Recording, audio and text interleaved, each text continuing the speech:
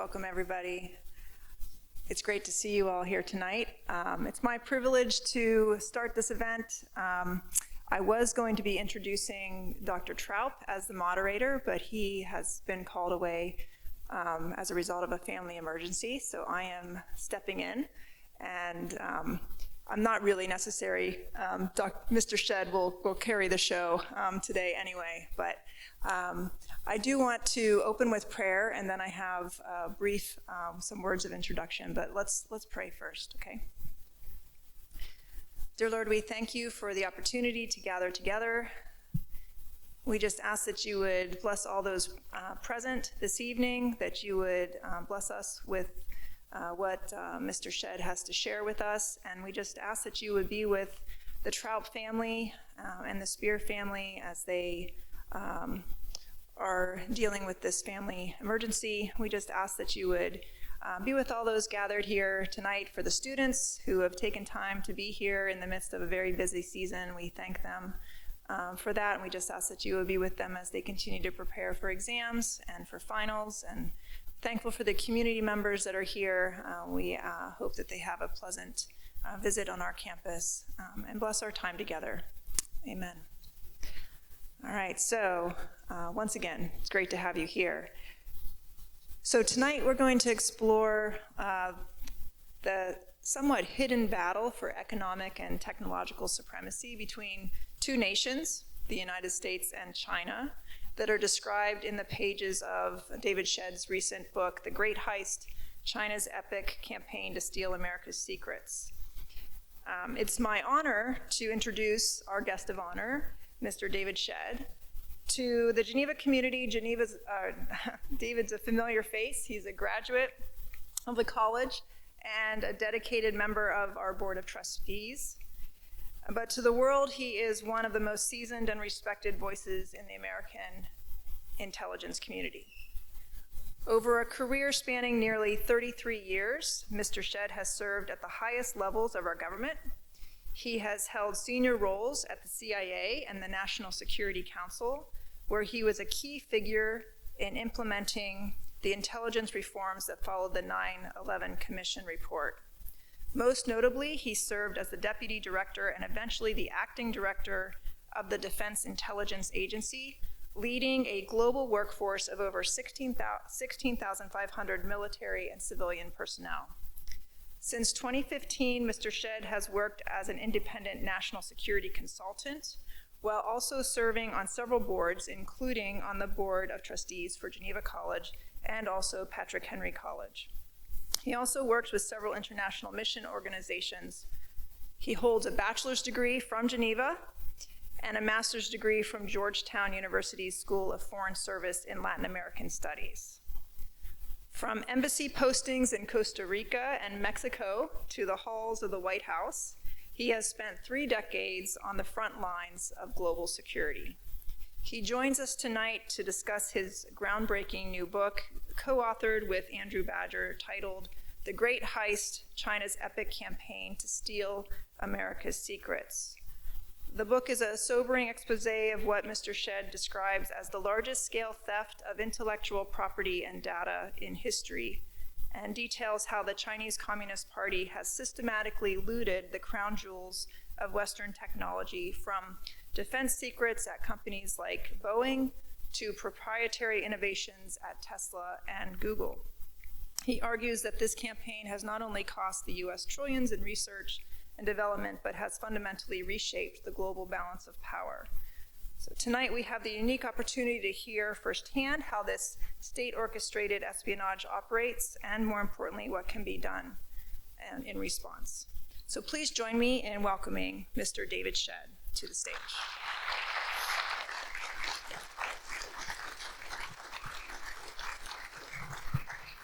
Thank you. All right, so I'm going to start with some questions, and then we should have some time at the end for audience questions. So along the way, be thinking about any questions that you might want to be asking Mr. Shedd as well. He's very open to that. Okay, so my first question is, what motivated you to write the book?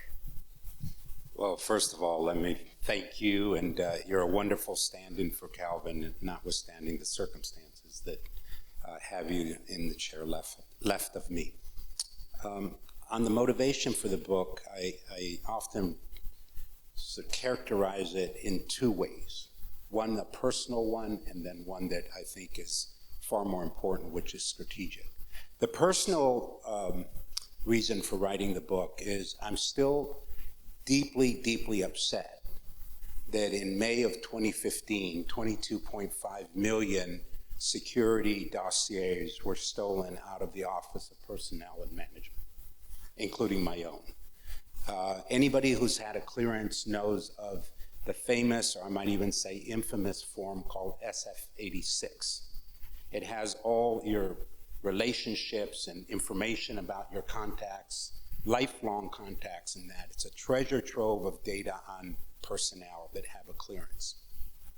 But it also includes your polygraph results. It's all of that. So just imagine Beijing holding that treasure trove of data. And so that's the personal reason. At a strategic level, I worked on the China target in the 90s in particular with some intensity.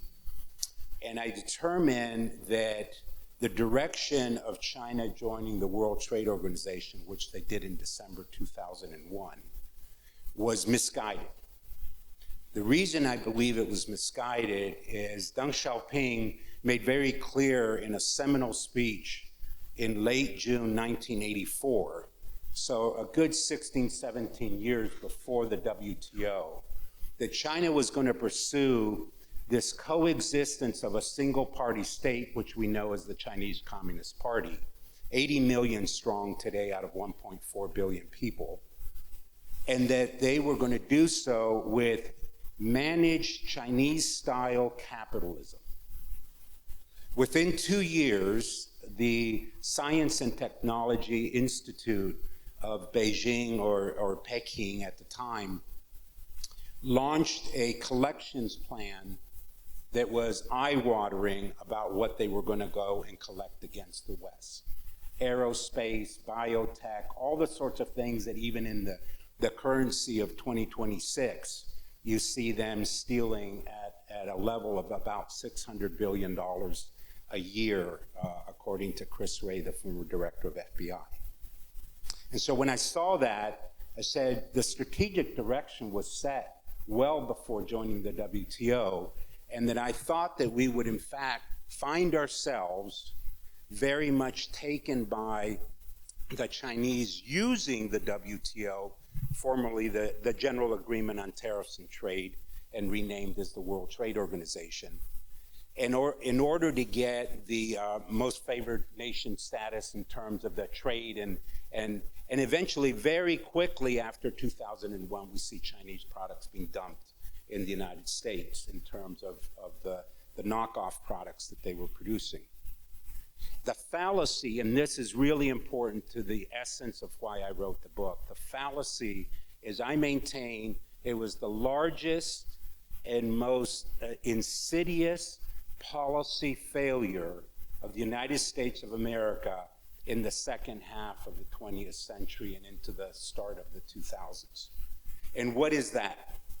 The premise, and I was already in the White House as of February 2001, so about 10 months prior to the signing, in a bipartisan way, the lead up to joining the WTO was under the Clinton administration, but George W. Bush was equally signed up to it on the premise of two things, and this is where the failure comes in, that China would operate and abide by the rules of international trade by joining the WTO. In other words, this naivete that if coming into the World Trade Organization, they would behave as a prudent and good partner in terms of trade. The other one, and perhaps even more damaging, was this idea that democratization would occur. But I take you back to the June 1984 speech that Deng Xiaoping gave, where he very clearly lays out that they had no intention of doing that. I can be branded for a lot of things that are related to intelligence failures. This story is about a policy failure. And it's a policy failure that I shape the storytelling around it as a 5-alarm fire today.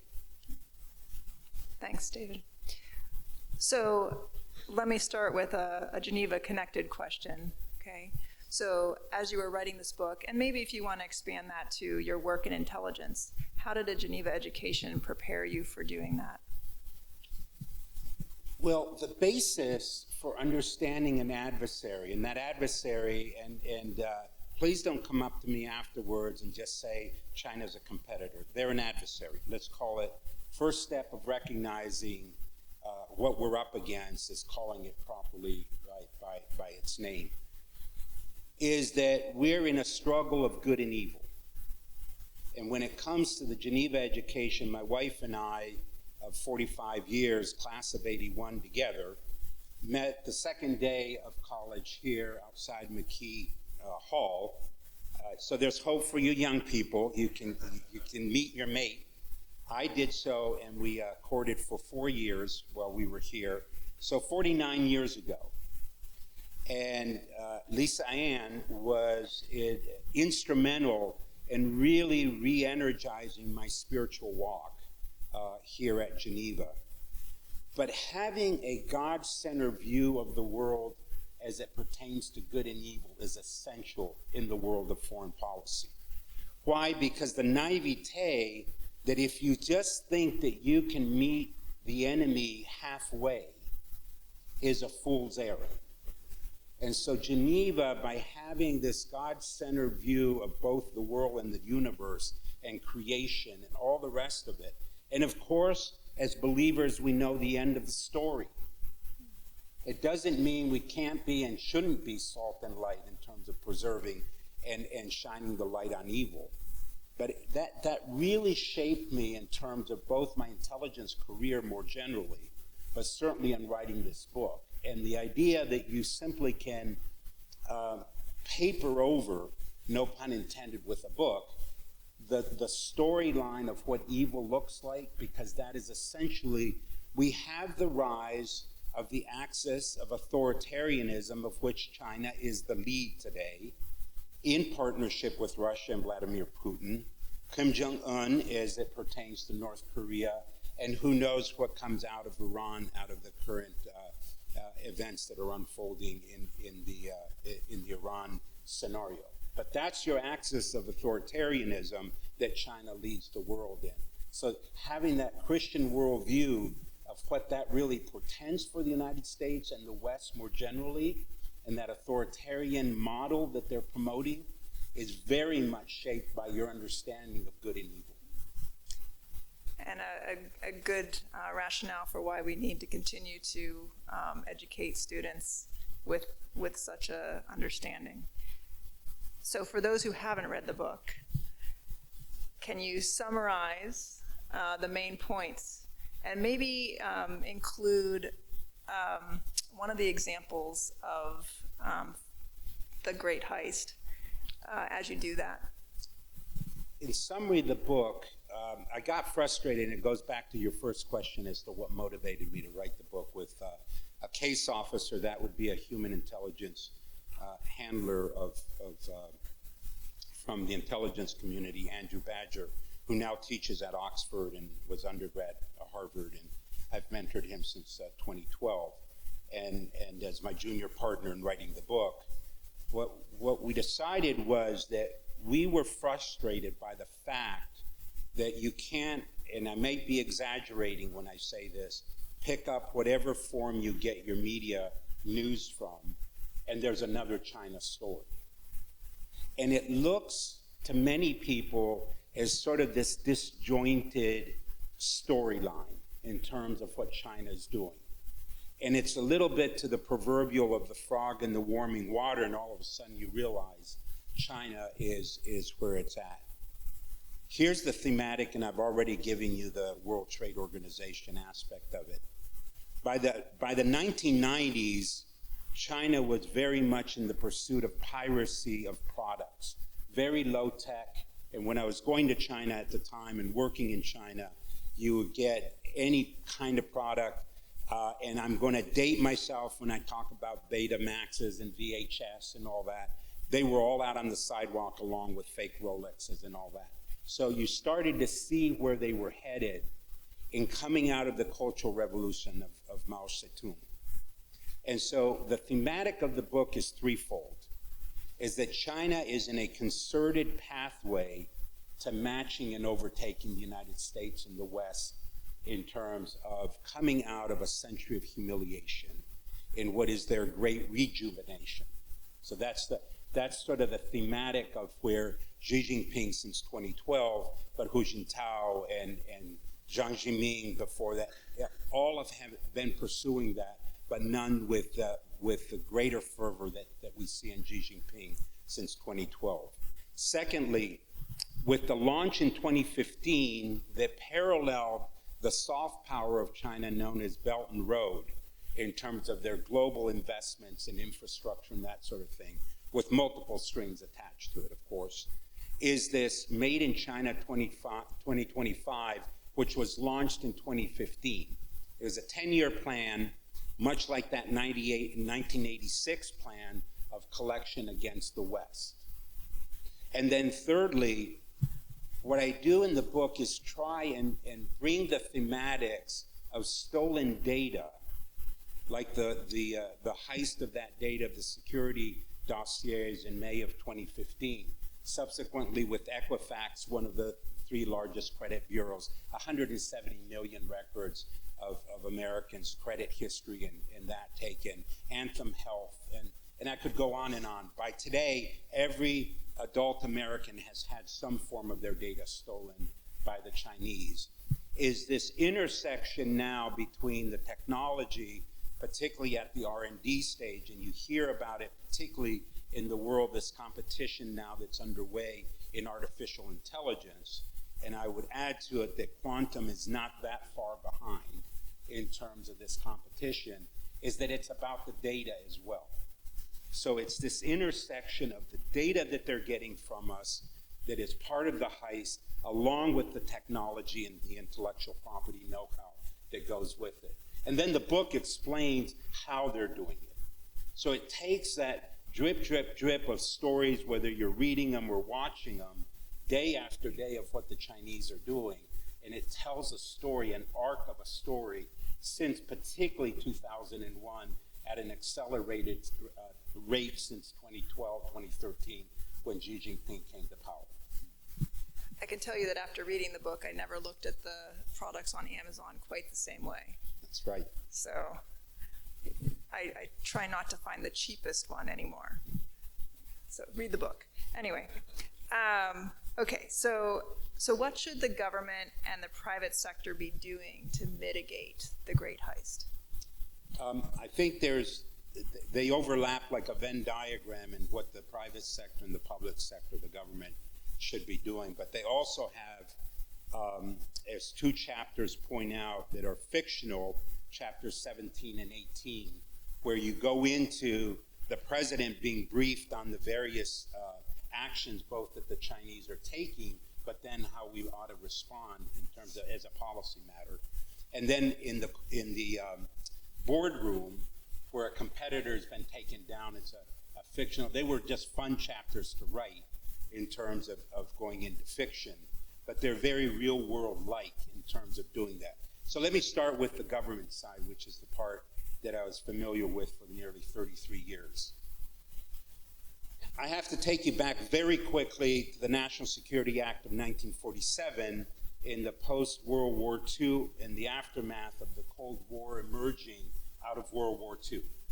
And President Truman at the time has the vision, along with his advisors in that there needed to be a National Security Council, there needed to be a transformation of the OSS, which was the predecessor to the organization that I joined in 1982, which is CIA, and that we needed to have some kind of response as a U.S. government to the threats that the Soviet Union posed to us. That's what it emerged, and that became the bipolar world that we faced from that era of 1945 to 1947, all the way to the collapse of the Soviet Union in December of 1991.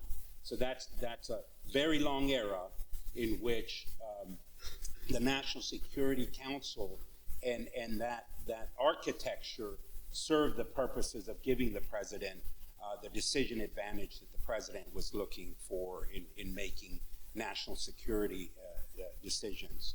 There are 7 pillars, and the one that applies most notably in recommendations for the government is the establishment of a national security economic council. In other words, it's one not about the economic data that you and I might be looking at in terms of, is China growing at 4.5% or 5%? Not that kind of data, but precisely the data that's being taken from corporate America, Western Europe, in terms of the heist that's underway, and how to respond to it. We're in a different world when it comes to that. In the private sector, very quickly, Melinda, I really go to a number of things in terms of raising the awareness in the boardroom and in the corporate structure around security. And the way that I like to describe it is a small yard with high fences with a .50 caliber machine gun sitting on top of it. In other words, it's a picture of what is it that you're going to protect inside of a Google, a Tesla, a Meta, in terms of, let's stick to the AI question. What is it in there in those large language models that the capacity and the capabilities you want to protect at all costs? Because that proprietary information is a differentiator that if the Chinese get it, they will win. So I'm not talking about a total decoupling from China. That is, again, a fool's errand. I don't care where toothbrushes are made. The book is not about toothbrushes at Walmart, made in China. It is about what are those things that we must protect at all costs. And the private sector, as opposed to the public sector, is at the fulcrum of that. And that's where, so it has to, Chris is in the audience somewhere here, it's hardening your cyber capabilities around it. Because the Typhoon attacks, which are these campaigns such as Salt Typhoon and Volt Typhoon, and I'm happy to elaborate on that. These are campaigns, and the experts around at an unclassified level, I can tell you, are talking about 4 to 5 additional Chinese campaigns in the cyber domain as well. Thanks. Okay, so there are definitely some current events happening. No. What do you mean? A few things. Just a few. Epic Fury? Or yeah. So how does this book and the content of it connect to current global military actions and engagements? It's difficult to do a linear point-to-point to, if you take the events of the removal of Nicolas Maduro and his wife on January 3rd, and you have Delcy Rodriguez in Venezuela. So just the Venezuela events as an example. The exposure that China had at the time was about $8 to $10 billion there. It had security capabilities that were enabling the kleptocracy of the Maduro regime and all that. Of course, it's a setback to China with about 700,000 barrels a day of heavy crude from Venezuela.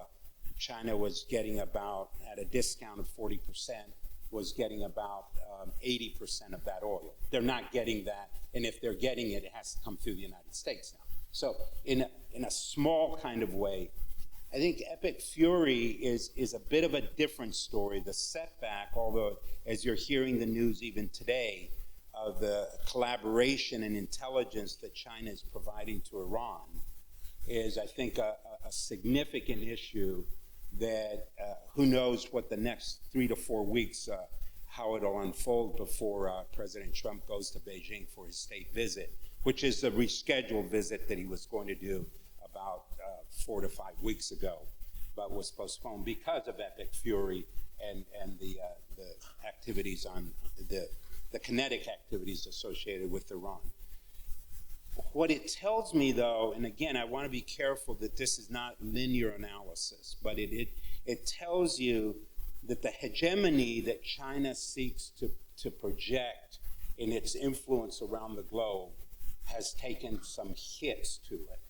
They're not mortal hits, in my opinion, but they clearly are hits. That's a significant hit in the Western Hemisphere to lose that base of support, and I believe that Cuba's not far behind falling of its own weight in the not too distant future, because it's completely a completely collapsed economy and all the rest. And I don't think China in the Western Hemisphere is going to bail them out any more than Russia will when it comes to Cuba. So those are setbacks. But at the very same time that this is happening, BYD, the number one now EV seller in the world, far surpassing Tesla, is doing a $1.3 billion investment in Brazil as the platform for the BYD sale. So let me tell you a couple of stories that are in here. I think that was part of your... Yeah. I'll give you a sort of a sobering one that I think everyone will recognize a name like Elon Musk. Everybody know the name? I don't have to explain who Elon Musk is. I'm kidding. He breaks ground in January of 2019 for his Gigafactory for Tesla production in Shanghai, having inked the deal with now Li Peng, the number two in China under Xi Jinping, in August of summer of 2018. And he gets a sweetheart deal for China, with China. He gets to have whole ownership. That is very, very unusual, but the Chinese give it to him. Every other deal, for the sake of argument, is a joint venture, 51% owned Chinese and 49% Western U.S., whomever the investor is. So he gets this sweetheart deal. The factory is built very quickly. Meanwhile, Mr. Cao, back in California at Tesla, uploads $1 billion worth of source code for autopilot at the same time that the groundbreaking is occurring in Shanghai. And I recount this through the interviews with the security people from Tesla. And so what it tells you is that the Chinese, and when I say the Chinese, I want to be very clear, I'm not talking about the Chinese people. I'm talking about the Chinese Communist Party. I'm talking about the Ministry of State Security, which is, it is China's FBI, CIA, DIA, NSA, Cyber Command, all under one roof. That is their intelligence apparatus. So when I talk about the Chinese, that's what I'm talking about. We're no respecter of persons when it came to doing this heist on Elon Musk.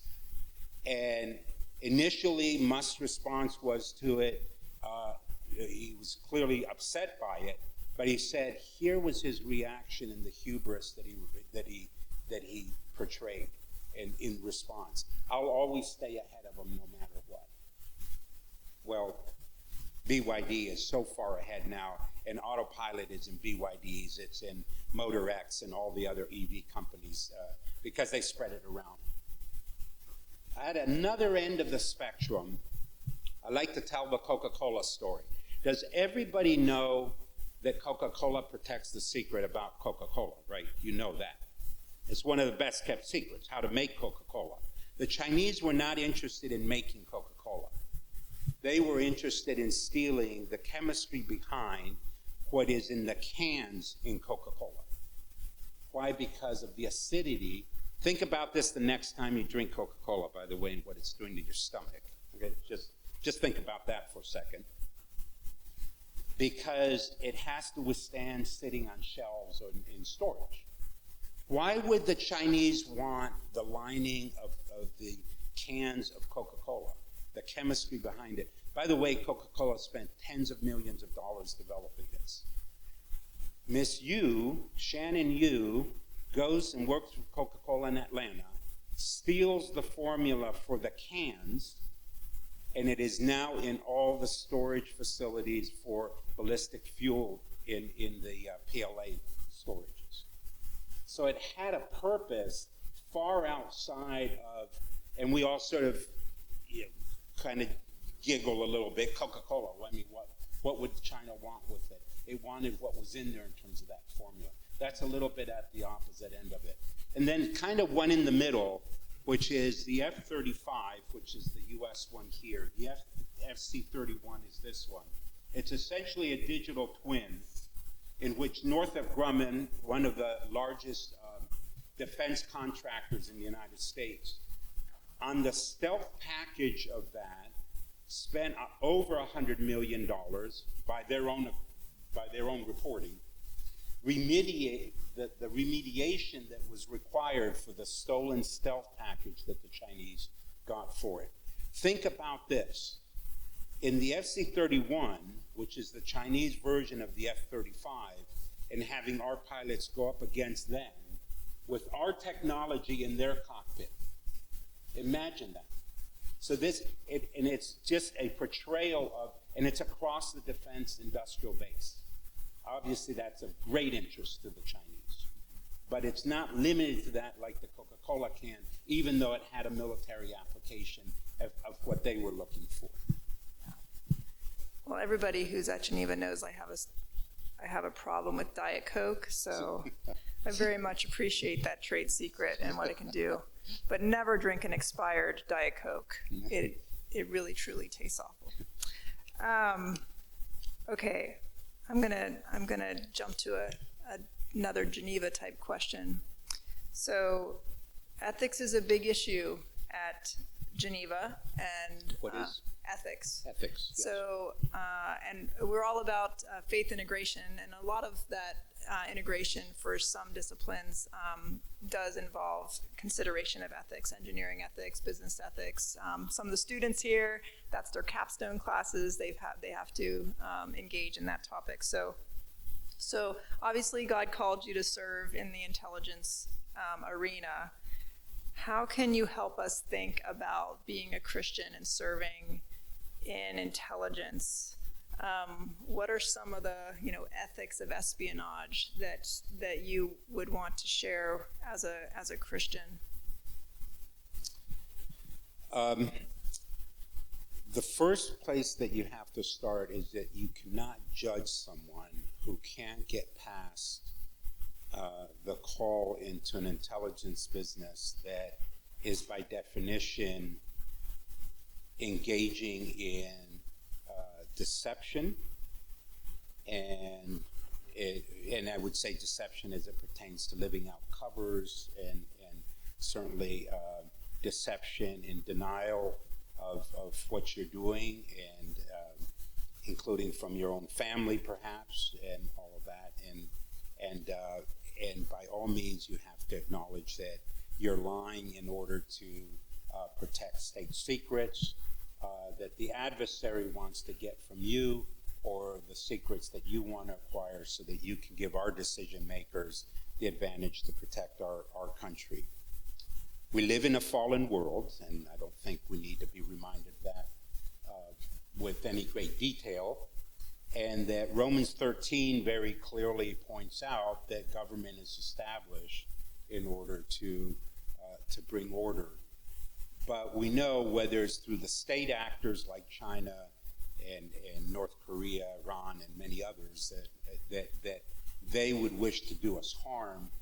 They may not wish to do us harm in every instance, in every area, but you need to protect those secrets, and that requires the use of deception in terms of statecraft, in terms of applying it to statecraft.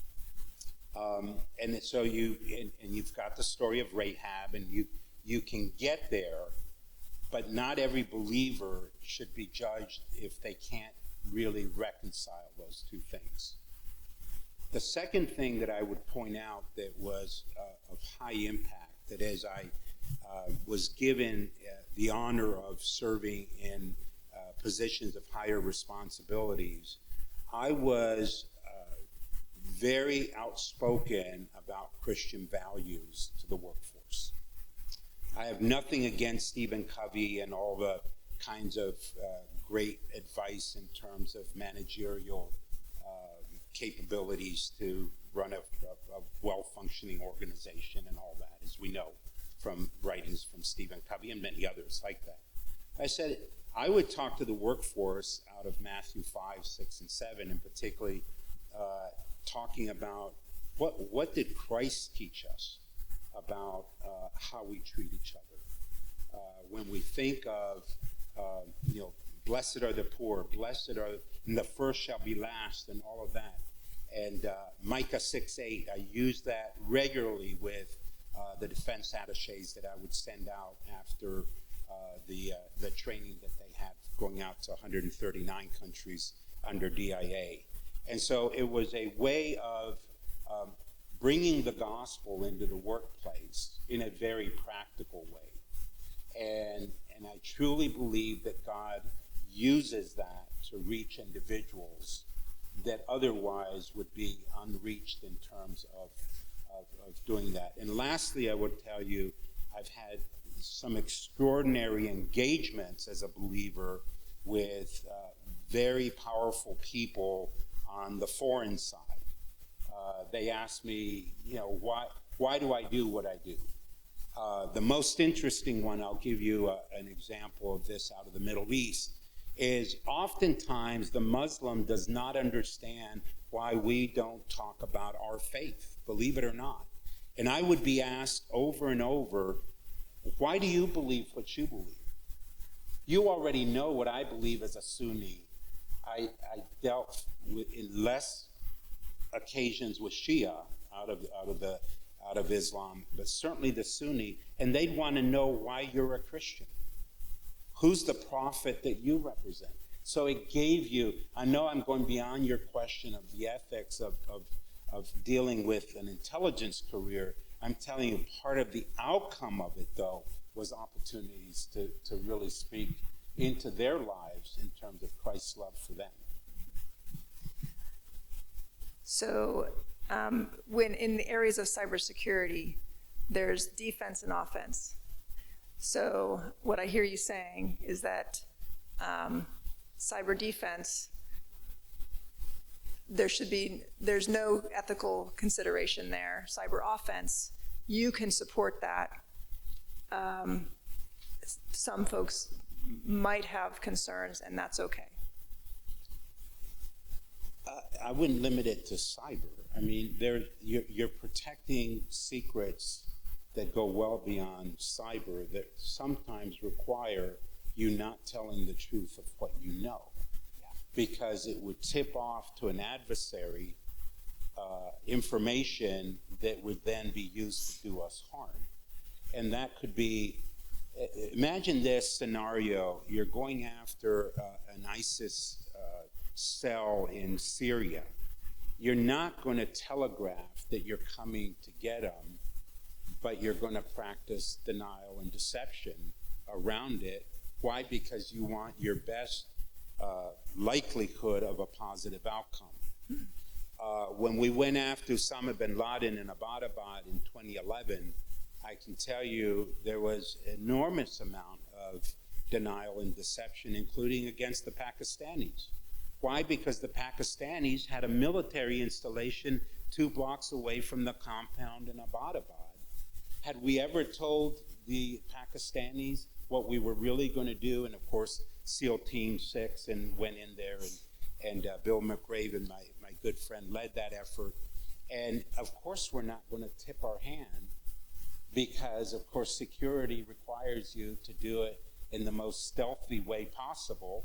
And you might even put out, as we did in the retrieval of the one serviceman that was shot down in Iran, there was denial and deception done by CIA so that the Iranians would look elsewhere. Meanwhile, we were in an evacuation plan that got him out safely. Right. So that you have to reconcile the real world to the fact that you can't tell everybody everything all the time. Thanks. So I want to talk a little bit more about our Christian brothers and sisters who might be participating in the underground church in China. And you've done a lot of work with mission organizations, so you can extend this to other countries if you feel that you'd like to. So how can we best love and engage with our brothers and sisters in Christ coming into the U.S. from underground churches? Or if we go into China, how can we best do that? Well, there's we're called to be wise in going into the world.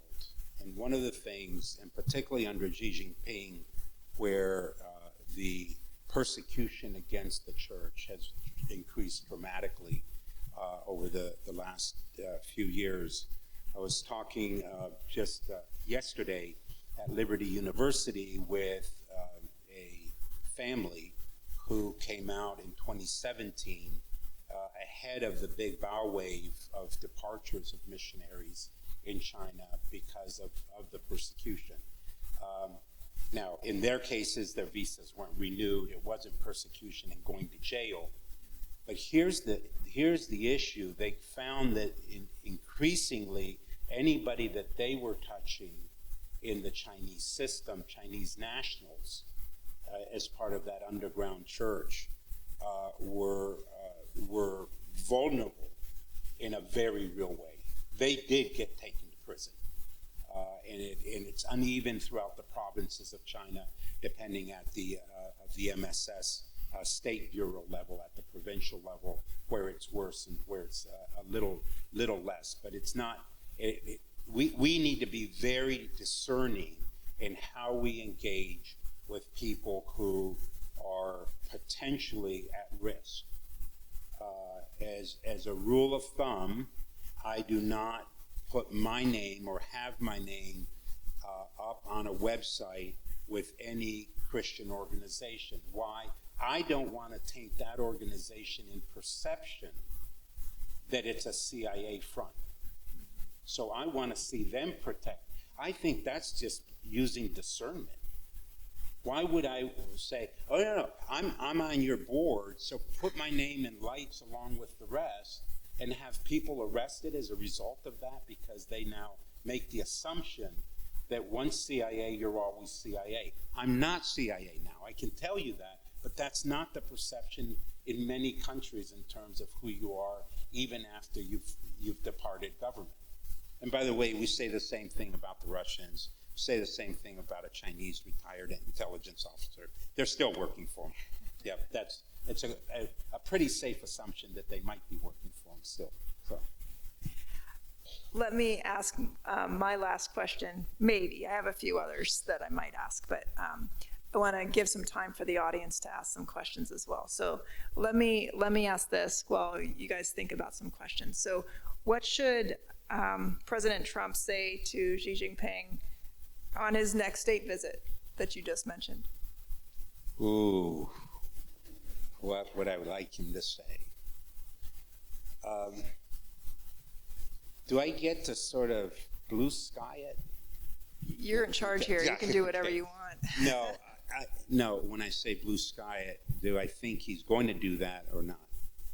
Look, if you just take, for example, NVIDIA.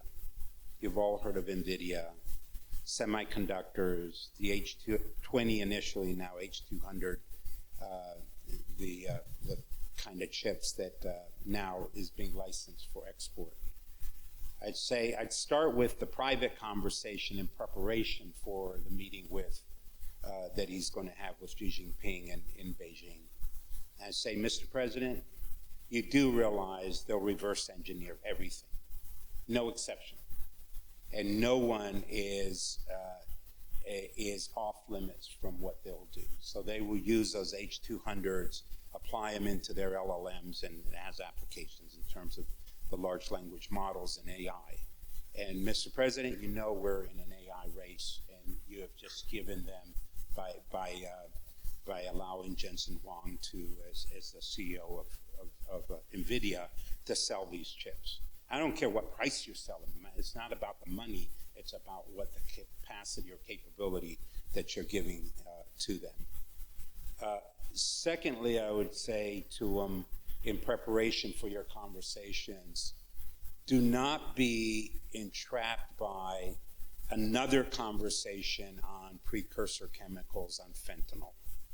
They will be happy to talk and burn the clock on, we'll go after the precursor chemicals for fentanyl.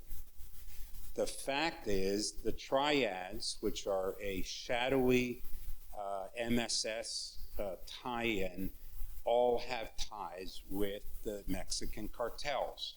It is not going to stop by having assurances any more than the assurances that President Obama received in 2015, 2016, around 2014, 2015, around cybersecurity in the Rose Garden. They lie all the time. Mr. President, they will lie to your face. And secondly, do not believe they're going to meet you in the middle. They are about coming out of the century of humiliation at any price and at any cost to do so.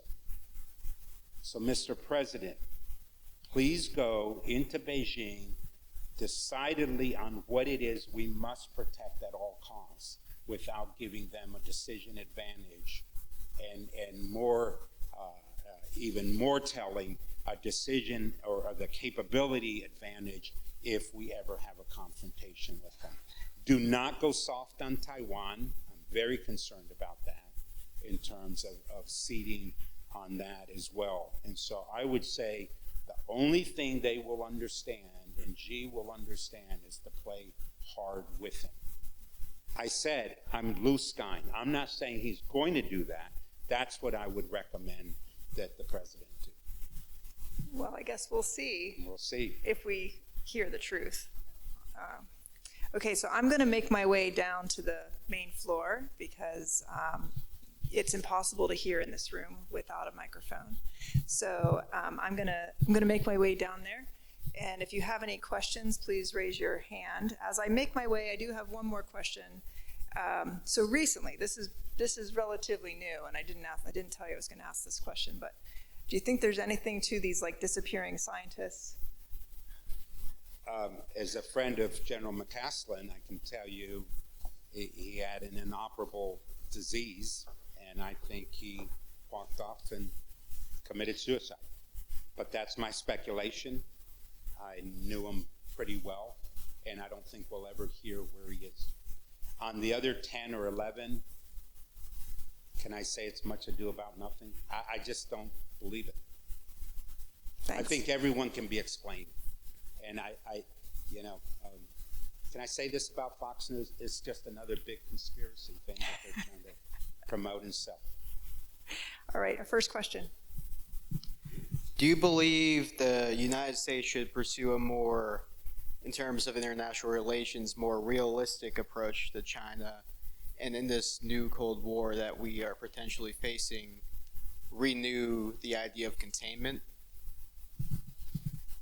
If you look at the 2016 National Defense Strategy, your question is embedded in fact what Elbridge Colby, who used to work for me, the Undersecretary today of Policy in the Department of War, is trying to do. It is a mix of containment to China, but here's where the warning comes from. I don't think that China will be satisfied with being contained in their near abroad. And I'm talking about the first island chain and the Taiwan Strait piece. I think they are seeking to be a global power with global not only reach but presence. And so the containment is going to be much more challenging than I think we're fully appreciating in terms of what they're doing. On the question of when it comes to our policies, I think what we're doing is right in the example that I know best is the Western Hemisphere. But here's my warning on that. I told you about Brazil, $1.3 billion BYD factory that they're breaking ground in there. And I spend a lot of time in Sao Paulo as well as in the Amazon. And I can tell you, if Flavio Bolsonaro wins the election, the son of President Bolsonaro, the father, wins in October, and I predict he will, and Lula will lose, there's not going to be either one, disinvestment by China in Brazil. It's the #1 trading partner for Brazil today. But also, the Chinese come in and they do create jobs in that no politician can say no to. I think our soft power is in an abysmal state today. We're not there. You walk out of the Sao Paulo Guarulhos airport, and Huawei is everywhere. That's the Chinese telecommunication behemoth. And it's everywhere there because we have not been there in telecommunications the way that we should be in terms of foreign direct investment. So the idea that you're going to get center-right governments, as we now have in Chile, we certainly have it with Javier Milei in Argentina, you have it with Novoa in Ecuador. I think Petro's center-left, he can't run again. Next month is going to lose to the far right in Colombia. They're not going to turn down, though, Chinese investment. It is too pervasive, and the foothold is now too strong. And that's just the Western Hemisphere. I would say the same is true for Africa as well. No board members are allowed to ask questions.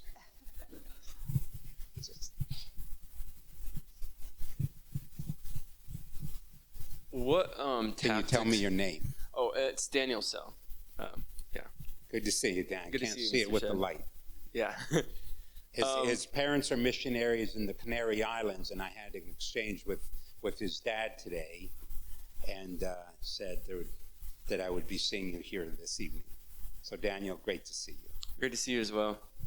What tactics do you think have been most successful to protect U.S. technologicals, secrets and all that?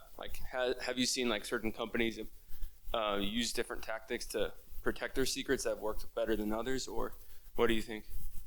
I'll give you 3 things that have worked pretty well, and I'm looking at and speaking to our defense sector in particular, ones that would contract with the U.S. government, and that would be number 1. They classify the research and development much earlier in the early stages of research and development. The Chinese are very, very onto the fact that the classification often comes of research and development when it has an application. I tell the story, of course, of the stealth in this cockpit. All that stealth technology was taken long before it was in the cockpit of the F-35. So Northrop Grumman learned that they need to classify research and development much earlier, even when it doesn't yet have an application. Does that make sense? That's certainly sort of a best practice that we're seeing. Secondly, I think it's this growing awareness of what a cyber vulnerability these companies represent in terms of their cyber hygiene, and the need to really tighten up in terms of two-factor authentication, all the things that go with it in terms of this. And I don't know if you just heard today in terms of Anthropic having this capability of an AI-generated worm that can go into. So companies have to be aware that AI is going to also work against them when it comes to the cyber penetrations in the hands of an adversary, obviously, or an insider threat. And thirdly, I think the tools associated with insider threat have improved significantly. You know, the uploading and the thumb drives. Most of the companies that I deal with in the sort of defense sector have blocked all ability to put in a thumb drive and all that. So it's just really hygiene around protecting your data, and they're doing better at it because there's an awareness that, of course, they're vulnerable and they are a target in terms of the interest that the Chinese would have in it. Are we there yet? No, because I had the privilege of I was with General David Petraeus at CSIS, which is the think tank in Washington, with a number of the chief security officers of the top 50 companies in the U.S. Google was there, Amazon, Bank of America, J.P. Morgan, so it kind of was a spectrum of it. And almost to a person, and I won't name any one of them by name, but generically they said, we are not even in the boardroom, we're not even in the C-suite. We need to be in there. And the problem with security is that it is by definition inefficient. Why? Because it's a cost center inside the business. But pay me now or pay me a lot later when it actually fails. And I think that's the recognition, Daniel, that I'm starting to see, that at least they're recognizing, and the book really is about telling those stories, that if security had been there much earlier, it wouldn't have been heisted, turning it into a verb. Take one more question.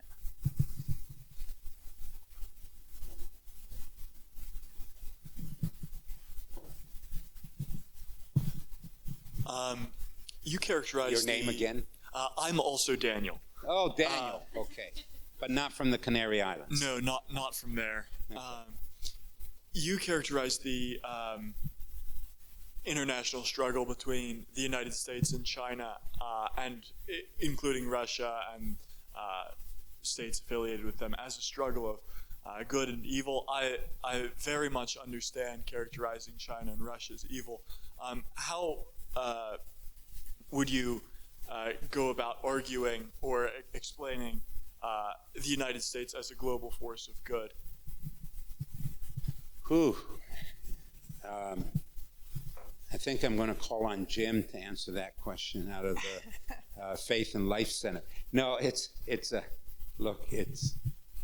fallacy of thinking, America's a Christian nation is indeed a fallacy. But in a recent event that I just was in the audience with Os Guinness, I was struck by how he was describing, in the context of our 250 years this year of celebrating our nationhood, that America really has been a beacon in the world for good, in the sense that its values, to which, for example, by contrast, the Chinese do not abide by, in terms of Foreign Corruption Act and all of the sorts of things that we abide by. Again, I want to be careful. I'm not calling it Christian, but the values have certainly been more positive in promoting democracy, promoting freedom, voice against in the areas of human rights violations and that sort of thing. Very imperfectly. I'm not here to say it's done and executed perfectly, because clearly there's blemishes on our hands in foreign policy in recent history as well. But when we went into on the false and unfortunate for our nation intelligence failure of weapons of mass destruction in Saddam Hussein in March 2003, we eventually left Iraq in a better place in terms of our departure by 2012, in terms of our predominant presence there. And there is a functioning government there, not Jeffersonian democracy, but it's in a better place. And we have tended, and you look in the aftermath of World War II, that certainly Western Europe and the Marshall Plan and rebuilding it, and we have a history of doing that, imperfect as it might be. Certainly it's better than any other system that I've seen, and very proud to be an American because of it. Thank you, Mr. Shedd. Can we thank Mr. Shedd for his time with us tonight?